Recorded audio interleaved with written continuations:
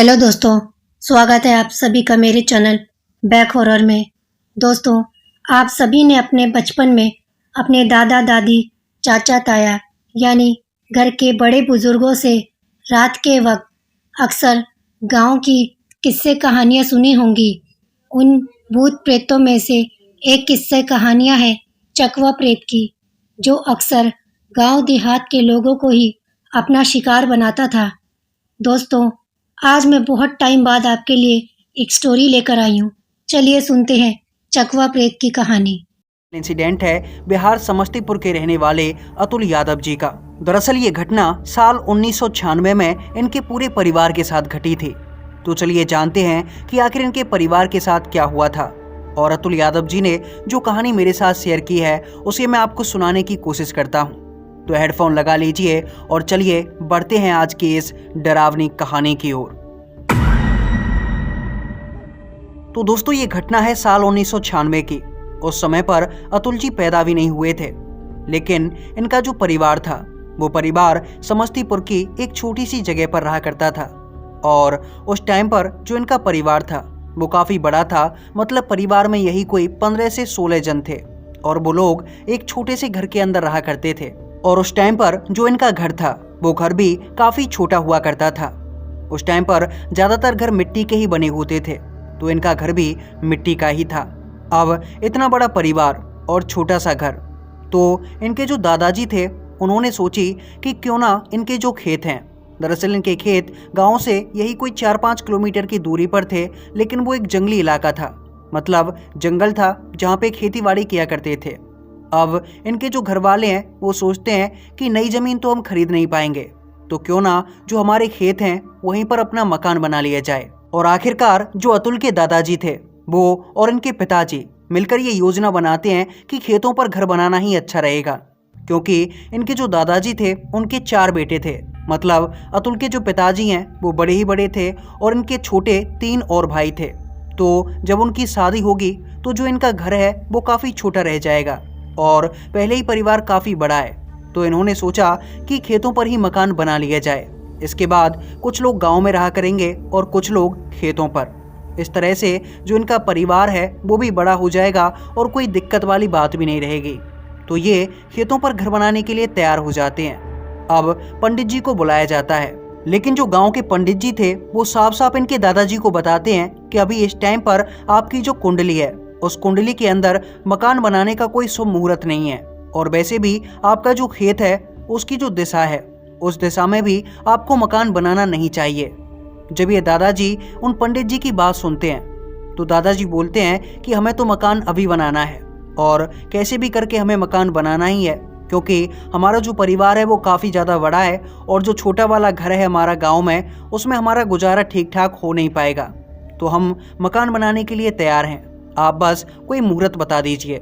तब पंडित जी इनके दादाजी से कहते हैं कि मुहूर्त निकल तो आएगा, लेकिन उसमें पूजा पाठ करनी पड़ेगी और आपके जो ग्रह नक्षत्र हैं उनको आपके हिसाब से बिठाना पड़ेगा, जिसके लिए काफ़ी ज़्यादा खर्चा आएगा। तो इनके दादाजी खर्चे के बारे में पूछते हैं और जो पंडित जी हैं वो इतना बड़ा अमाउंट बता देते हैं कि जिससे इनका जो घर है वो लगभग आधा कंप्लीट हो जाता। तो दादाजी बोलते हैं चलो हटाओ यार, कौन पूजा पाठ करवाएगा, सीधा मकान बनाने की शुरुआत करते हैं। और इनके जो दादाजी हैं वो बिना पंडित जी से पूछे ही अगले दिन खेत में जाते हैं और इनके जो बेटे थे, मतलब 4-5 जो बेटे थे इनके, उनको बोलते हैं कि तुम नींव खोदना स्टार्ट कर दो। और इनके जो पिताजी हैं और इनके चाचा जी हैं वो मिलकर खेत के अंदर नींव खोदना शुरू कर देते हैं। जब पंडित जी को ये बात पता चलती है तो पंडित जी गाँव से आते हैं इनके खेतों की तरफ और इनके दादाजी से बोलते हैं कि देखो तुम जो कर रहे हो वो बिल्कुल भी ठीक नहीं है। और जो गांव के पंडित जी थे उन्होंने इनके दादाजी को काफ़ी अच्छे से समझाया भी था, लेकिन लाख समझाने के बावजूद भी दादाजी माने नहीं। अब मैं आपको यहाँ से दादाजी का नाम बता देता हूँ, क्योंकि कहानी में आगे जो दादाजी हैं वो मेन कैरेक्टर में आने वाले हैं। तो दादाजी का नाम था रघुवीर। तो जो रघुवीर जी थे वो मानते नहीं हैं, वो पंडित जी को बोलते हैं कि मुझे तो घर बनवाना है, और वो नींव खुदवाना भी स्टार्ट कर देते हैं। और जब दादाजी नहीं मानते हैं तो पंडित जी दादाजी से कहते हैं कि अगर तुम्हें घर बनवाना ही है तो बनवा लो, लेकिन मेरी एक बात याद रखना कि ये जो तुम्हारी जगह है इस जगह के आसपास काफ़ी सारे भूत प्रेतों का निवास है। ये जगह अशुभ नक्षत्र में भी है और अशुभ दिशा में भी। इस जगह पर खेती तो की जा सकती है, लेकिन मकान नहीं बन सकता। अगर तुम्हें यहाँ पर मकान बनवाना ही है तो याद रखना कि अब से लेकर जब तक ये मकान बन ना जाए, मतलब तुम्हारा गृह प्रवेश इस मकान के अंदर ना हो जाए, तब तक तुम में से किसी ना किसी को रात के समय इस जगह पर रुकना ही पड़ेगा। कोई भी रात ऐसी नहीं जानी चाहिए जब रात के समय में कोई इंसान इस जगह पर मौजूद ना हो। याद रखना कि तुम्हारे परिवार का कोई ना कोई व्यक्ति हमेशा, मतलब दिन में भी और रात में भी, इस जगह पर होना ही चाहिए। पंडित जी के इतना बोलने पर जो रघुवीर जी थे, यानी कि अतुल के दादाजी, वो पंडित जी से पूछते हैं कि आखिर बात क्या है, आप साफ साफ क्यों नहीं बताते, ऐसे पहेलियां क्यों बुझा रहे हो। और तब जाकर पंडित जी दादाजी को एक ऐसी बात बताते हैं जिसे सुनकर जो दादाजी हैं उनके होश उड़ जाते हैं। दरअसल पंडित जी बताते हैं कि ये जो तुम्हारा खेत है, इस खेत के आसपास एक चकवा प्रेत घूमता है। चकवा प्रेत का नाम सुनकर जो दादाजी हैं वो काफी हैरान हो जाते हैं और वो पंडित जी से पूछते हैं कि आखिर ये चकवा प्रेत होता क्या है और ये यहाँ पर क्यों घूमता है। तब पंडित जी बोलते हैं कि चकवा प्रेत का एक इलाका होता है और कई सालों से ये जो चकवा प्रेत है ये हमारे गांव के आसपास ही रहता है, और खासकर तुम्हारे जो ये खेत हैं इनके आसपास। यहाँ पर काफी सारे लोगों से अब तक उसकी भिड़ंत भी हुई है। और याद रखना कि यहाँ पर तुम जो मकान बना रहे हो वो मकान उसके इलाके में बन रहा है, उसकी जगह के अंदर बन रहा है, और वो इस मकान पर अपना कब्जा जरूर करना चाहेगा। इसके लिए हो सकता है कि वो तुम्हारे घर में से किसी न किसी की जान भी ले ले। और अगर यहाँ पर एक रात ऐसी गुजरी जब इस मकान में कोई इंसान मौजूद नहीं हुआ, तो उसी रात वो जो चकवा प्रेत है वो घर के किसी न किसी कोने में अपना निवास स्थान बना लेगा और हमेशा हमेशा के लिए ये जो घर है ये घर उसका हो जाएगा। और फिर इसके अंदर जो लोग रहने आएंगे, यानी कि आपका परिवार, वो कभी भी सुख और शांति से नहीं रह सकता। उसके ऊपर हमेशा वो प्रेत अपना कब्जा दिखाता रहेगा। जब दादाजी ने पंडित जी की ये बात सुनी तो दादाजी हैरान हो गए। फिर उन्होंने पंडित जी से कहा कि आखिर इसका उपाय क्या है। तब पंडित जी ने दादाजी से कहा कि इसका और कोई उपाय नहीं है। आपको जब तक ये मकान पूरा बन ना जाए तब तक रात के समय किसी ना किसी इंसान को यहाँ पर रहना जरूरी है। और याद रखना कि मैंने सुना है जो चकवा प्रेत होता है वो इंसानों को मौत के घाट भी उतार सकता है, लेकिन चकवा प्रेत की एक खासियत है, ये कभी भी शराब पिए हुए इंसान पर हमला नहीं करता, उसे टच नहीं करता। अगर तुम लोग शराब पीकर यहाँ पर रुकोगे तो हो सकता है कि तुम्हारी जान बची रहे, लेकिन चकवा के मायाजाल से दूर रहना, क्योंकि ये चकवा भले ही तुम पर हमला नहीं कर पाएगा लेकिन तुम्हें अपने मायाजाल में फंसाने की कोशिश जरूर करेगा। ये कभी किसी जानवर का रूप बनाकर तुम्हारे घर के आसपास आने की कोशिश करेगा, तो कभी तुम्हारे ही घर के किसी इंसान का रूप बदल कर आएगा। इससे हमेशा सावधान रहना, क्योंकि अगर एक बार तुम इसके मायाजाल में फंस गए तो फिर ये किसी को जिंदा नहीं छोड़ेगा। मतलब जो इसके मायाजाल में फंसा समझो वो गया। जब पंडित जी के मुंह से जो दादाजी हैं उन्होंने ये बात सुनी तो उनके शरीर में कपकपी सी छूटने लगी, क्योंकि उन्हें पहले ये पता नहीं था कि इतनी बड़ी समस्या भी हो सकती है। लेकिन अब उन्होंने ईंट पत्थर मंगा लिए थे और नीम खुदने का काम भी शुरू हो चुका था, तो वो काम को ऐसे बीच में छोड़ भी नहीं सकते थे। और इसलिए दादाजी ने यह फैसला किया कि मैं इस चकवा के बारे में अपने पूरे परिवार को बता दूंगा, ताकि परिवार का कोई भी व्यक्ति इसके जाल में ना फंसे। और जब तक हमारा ये मकान बन नहीं जाता तब तक मैं और मेरा बड़ा बेटा, हम दोनों ही रात के समय में यहाँ रुकने के लिए आया करेंगे, ताकि ये जो चकवा प्रेत है ये हमारे परिवार के किसी और व्यक्ति का रूप बदलकर हमें अपने जाल में ना फंसा सके। और इसके बाद दादाजी अपने पूरे परिवार को ये बात बता देते हैं, अपने चारों बेटों को ये बात बता देते हैं। और इसके बाद ये फैसला किया जाता है कि रात के समय में यहाँ पर रुकने के लिए खुद रघुवीर जी, यानी कि अतुल के दादाजी और अतुल के पिताजी जाया करेंगे। इसके अलावा घर का कोई भी सदस्य रात के समय में अपने खेतों पर, यानी कि उस नए मकान के आसपास तक नहीं आएगा। ये सब कुछ डिसाइड होने के बाद जो अतुल के दादाजी और पिताजी थे उन्होंने उस नए मकान की जगह पर शाम के समय में ही 2 चारपाई बिछा ली। और जब रात होने वाली थी तो वो अपने गांव गए, खाना खाकर आए और शाम के समय में चारपाई पर आकर लेट गए। और जैसे ही रात हुई तो अतुल के दादाजी और पिताजी ये दोनों इंतजार कर रहे थे कि क्या यहाँ पर कोई अजीबोगरीब हरकत होती है या नहीं, ये हमें देखना चाहिए। और उस रात जब वो रात में सोए हुए थे तब अचानक से अतुल के दादाजी की आंखें खुलती हैं। दरअसल उन्हें एक अजीबोगरीब आवाज़ आती है और दादाजी बताते हैं कि ये आवाज़ ऐसी थी कि मानो काफ़ी सारे लोग वहाँ से गुजर कर गए हों, यानी कि अभी अभी निकल कर गए हों। मतलब उनके चलने की साफ साफ आवाज़ें उन्हें सुनाई दी थी। लेकिन जब उन्होंने उठकर देखा तो वहाँ पर दूर दूर तक कोई भी मौजूद नहीं था। वो समय गर्मियों का समय था और इसलिए साफ साफ दिखाई दे रहा था। चांदनी रात खिली हुई थी। इसके बाद जो दादाजी हैं उन्होंने अपने बेटे को उठाया नहीं, क्योंकि जब उन्हें कुछ दिखाई नहीं दिया तो उन्हें लगा कि शायद ये उनके मन का वहम होगा, क्योंकि पंडित जी ने अभी अभी जो कुछ बताया है उसको जानने के बाद मेरे मन में थोड़ा डर बैठ गया है और हो सकता है इसी डर के कारण ये सब हो रहा हो। और फिर दादाजी आराम से सो गए। उस रात कुछ भी हुआ नहीं और फिर अगली रात भी दादाजी और उनका बेटा यानी कि अतुल के पिताजी ये दोनों वहीं पर रुके। इन्होंने वहाँ काफ़ी अच्छे से रात गुजारी। अब वहाँ पर पूरी जगह पर जो नीम थी उसकी खुदाई का काम हो चुका था और अब काम था नीम की भराई का, यानी कि जो बेलदार और मिस्त्री थे वो नीम के अंदर पत्थर और सीमेंट बजरी डाले जा रहे थे ताकि नीम को अच्छे से भरा जा सके, क्योंकि कुछ ही दिनों के बाद इस जगह पर मकान की चिनाई का काम स्टार्ट होने वाला था। और अब तक लगभग 3 दिन बीत चुके थे। लेकिन चौथी रात जो घटना हुई उस घटना को दादाजी आज तक भूले नहीं हैं। और जब उन्होंने ये घटना अतुल जी को सुनाई थी तो वो काफ़ी ज़्यादा डरे हुए थे। और जब ये घटना मैंने अतुल जी से सुनी तो मैं भी काफ़ी ज़्यादा डर गया था, क्योंकि किसी के साथ ऐसा हो भी सकता है इसकी मैंने कल्पना नहीं की थी। दरअसल हुआ ये था कि चौथी रात शाम का समय था और शाम के समय जो अतुल के पिताजी थे वो वहीं पर रुके हुए थे, यानी कि खेत पर। और दादाजी शाम के समय में ही गांव आ गए थे ताकि वो आराम से खाना पीना खाएं और अपने बेटे के लिए खाना लेकर खेत पर पहुंच जाएं, क्योंकि उन्हें रात वहीं पर बितानी थी। उस समय पर दादाजी के पास एक साइकिल हुआ करती थी जिस पर बैठकर वो उधर से गांव आए थे और इधर से उन्हें अपने खेत पर जाना था। लेकिन उस दिन खाना बनने में थोड़ा सा समय लग गया और दादाजी अपनी पत्नी से कहे जा रहे, यानी कि दादी जी से, कि जल्दी जल्दी खाना बनाओ, मुझे खाना खाकर और खाना लेकर अपने खेत तक भी पहुंचना है। लेकिन खाना बनने में थोड़ी देर हो ही गई थी। इसके बाद दादाजी ने खाना भी नहीं खाया, क्योंकि अगर वो खाना खाते तो और भी लेट हो जाते और उन्हें जल्दी खेत तक पहुंचना था, तकरीबन रात होने से पहले। लेकिन रात तो हो ही चुकी थी। तो दादाजी ने अपना और अपने बेटे का खाना एक टिफिन के अंदर पैक किया और खाना लेकर अपनी साइकिल पर बैठकर खेत के लिए निकल गए। लेकिन जब वो निकलने वाले थे तो उन्होंने देखा कि रात पहले ही हो चुकी है और खेत तक जाने में चकवा प्रेत का खतरा है।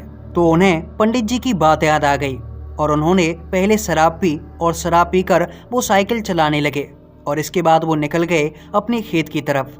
दरअसल खेत ज़्यादा दूर नहीं थे, तो दादाजी को खेत तक पहुंचने में यही कोई 15 से 20 मिनट लगने वाले थे। दादाजी आराम से साइकिल चलाते चलाते खेत की तरफ बढ़े जा रहे थे कि तभी अचानक से उनको एक आवाज़ आई, रघुवीर, ओ रघुवीर, रुक जा, कहाँ जा रहा है? बहुत रात हो गई है, इतनी रात को कहाँ घूम रहा है? दादाजी ने जैसे ही ये आवाज़ सुनी तो दादाजी रुककर पीछे देखने ही वाले थे, क्योंकि उन्हें लगा कि शायद गांव का कोई व्यक्ति है जो कि उन्हें पीछे से आवाज़ लगा रहा है।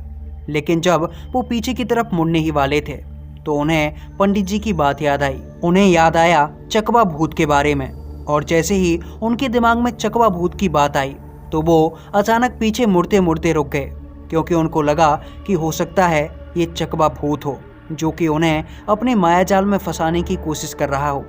इसके बाद दादाजी फिर से साइकिल चलाने लग गए और वो आगे की तरफ बढ़े जा रहे। इसके बाद उन्हें कुछ आवाज़ नहीं आई, लेकिन जैसे ही उन्होंने 2 से 3 मिनट तक साइकिल चलाई तो फिर अचानक से उन्हें पीछे से आवाज़ आई, रघुवीर, ओ रघुवीर, रात बहुत हो गई है, इतनी रात को कहाँ जा रहा है? जैसे ही दादाजी को दूसरी बार आवाज़ आई तो उन्हें पक्का यकीन हो गया कि हो ना हो ये जरूर चकवा प्रेत ही है, क्योंकि कोई भी गांव का इंसान ऐसे रात के समय में आवाज़ नहीं लगा सकता। इसके बाद दादाजी ने तेज तेज साइकिल चलाना शुरू कर दिया और वो काफ़ी तेजी से साइकिल चलाकर अपने खेत की तरफ जाना चाहते थे। लेकिन तभी उन्हें अचानक से अपने बेटे की यानी कि अतुल के पिताजी की आवाज़ आई। अरे दादा रुको, मुझे भी साथ चलना है, बहुत भूख लगी है, आज आपने खाना लाने में बहुत देर कर दी, रुक जाओ, मैं भी आपके साथ चलूंगा। जब दादाजी ने ये आवाज़ सुनी तो उनको लगा कि उनका बेटा शायद गांव में चला गया होगा, क्योंकि आज उन्हें खाना लाने में वाकई में देर हो गई है और वो पीछे से आवाज़ लगा रहा है, तो मैं उसे साइकिल पर बिठाकर खेत की तरफ लेकर ही चलता हूँ।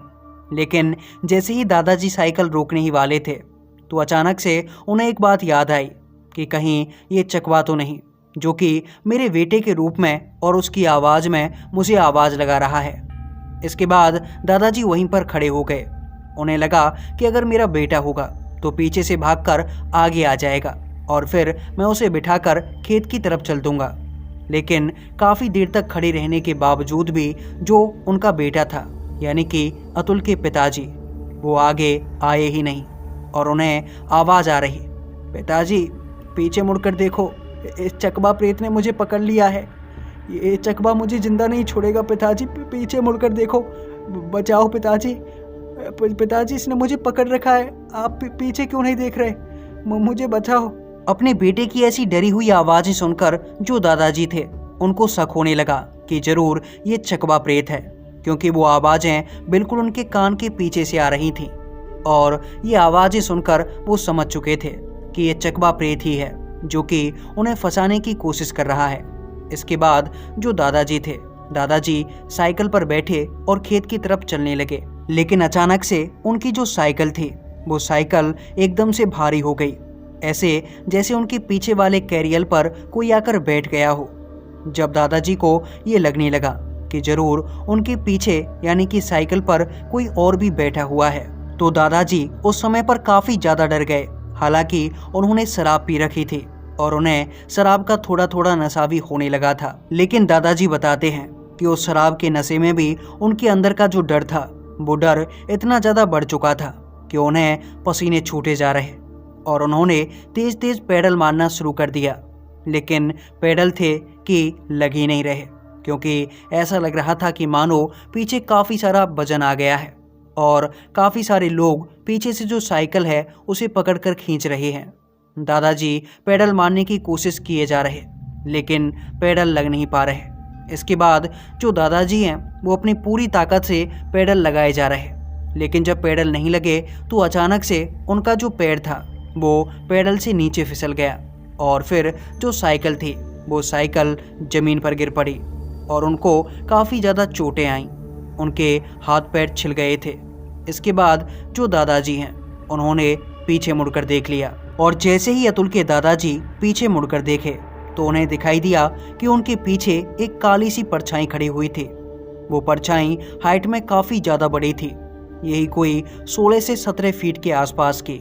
और जैसे ही उन्होंने पीछे मुड़कर देखा था तो वो परछाई पलक झपकते ही गायब हो गई और उस परछाई के गायब होते ही दादाजी को काफ़ी तेज किसी के हंसने की आवाज़ सुनाई दी। ये आवाज़ सुनकर दादाजी काफ़ी ज़्यादा डर गए, क्योंकि उन्हें अब ये समझ आ चुका था कि वो चकवा के माया जाल में फंस चुके हैं। और उन्हें फिर याद आया कि उन्होंने शराब पी रखी है और शायद इसीलिए अभी तक वो जिंदा हैं, क्योंकि चकवा प्रेत की एक कमजोरी होती है कि वो शराब पी हुए इंसान को छूता नहीं है और ना ही उसे मारता है, उसे अपने भ्रम में फंसाने की कोशिश करता है, उसे किसी ऐसी जगह पर लेकर जाता है जहाँ पर उसकी किसी न किसी कारण से मौत हो जाए, या फिर उसे बेवकूफ़ बनाकर किसी ऐसी उलझन में डाल देता है कि वो इंसान डर डर कर ही मर जाता है। उसे अजीबोगरीब चीज़ें, अजीबोगरीब परछाइयाँ दिखाई देने लगती हैं और डर के मारे वो इंसान बेहोश हो जाता है।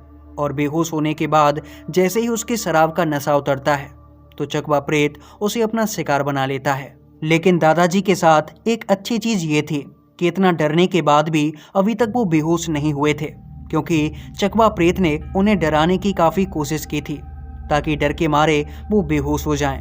लेकिन दादाजी बेहोश हुए नहीं और फिर दादाजी ने अपनी साइकिल उठाई और वो लड़खड़ाकर साइकिल चलाते चलाते अपने खेत पर पहुंच गए। लेकिन जैसे ही दादाजी खेत पर पहुंचे तो उन्हें दिखाई दिया कि उनका जो बेटा था यानी कि अतुल के पिताजी वो वहां पर काफ़ी ज़्यादा डरे हुए थे और डर कर वो एक जगह पर बैठे हुए थे। और उन्हें देखते ही दादाजी समझ चुके थे कि दरअसल जो आज उनके साथ हुआ है शायद वही उनके बेटे के साथ भी हुआ होगा। जरूर उस चकवा प्रेत ने उन्हें भी डराने की कोशिश की होगी। इसके बाद दादाजी अतुल के पिताजी के पास पहुंचे और फिर उनसे पूछने लगे कि आखिर उनके साथ क्या हुआ था। तब अतुल के पिताजी ने बताया कि दरअसल अभी कुछ देर पहले ही वो चकवा भूत आपका रूप बदलकर मेरे पास आया था और जब वो मेरे पास आया तो मुझसे कहने लगा कि बेटा मैं तेरे लिए खाना लेकर आ रहा था और रास्ते में मेरी साइकिल गिर गई और मेरी साइकिल के पीछे कैरियल पर जो खाना रखा हुआ था वो खाना न जाने कहां पर गिर गया। चलो चलकर उस खाने को ढूंढते हैं और जैसे ही खाना मिल जाएगा तो हम दोनों मिलकर फिर उस खाने को खाएंगे। मैंने भी तुम्हारे चक्कर में आज खाना नहीं खाया है। दोनों बाप बेटा साथ में मिलकर ही खाना खाएंगे। और फिर मैं भी उसके पीछे पीछे चलने लगा, लेकिन जब मैं उसके पीछे पीछे जा ही रहा था तो यहाँ पर जो पत्थर पड़े हुए हैं इन पत्थरों से वो प्रेत आर पार निकल गया। और जब मैंने देखा कि उसके पैर किसी भी पत्थर से टकरा नहीं रहे हैं तो मैं देखकर ही समझ गया कि ये मेरे पिताजी यानी कि आप नहीं हो बल्कि वो चकवा प्रेत है। और क्योंकि मैंने शराब पी रखी थी तो वो मुझे कोई हानि नहीं पहुंचा सकता था और इसीलिए वो मुझे यहाँ से कहीं दूर लेकर जाना चाहता था ताकि वो मुझे अपने माया जाल में फंसा सके। और अपने जाल में फंसाने के बाद जैसे ही मेरी शराब का नशा उतरता तो वो मुझे मौत के घाट उतार देता। जब दादाजी ने मेरे पिताजी के मुंह से ये बात सुनी तो दादाजी ने पिताजी को गले लगा लिया और फिर दोनों ही रोने लगे। फिर दादाजी ने भी अपने साथ घटी हुई घटना के बारे में पिताजी को बताया। फिर दोनों ने शराब की एक एक घूंट और ली और फिर दोनों आराम से चारपाई पर लेट गए। काफ़ी दिनों तक ऐसा ही चलता रहा। रात के समय में मेरे दादाजी और पिताजी दोनों घर पर रखवाली करने के लिए जाते और धीरे धीरे करके मकान भी बनने लगा था। मकान में कमरे तक बन गए थे लेकिन अभी मकान का प्लास्टर नहीं हुआ था और मकान के अंदर गृह प्रवेश भी नहीं हुआ था। ऐसी ही एक रात जब मेरे दादाजी और मेरे पिताजी बने हुए मकान के अंदर सोए हुए थे तो अचानक घर के बाहर से आवाज़ आती है।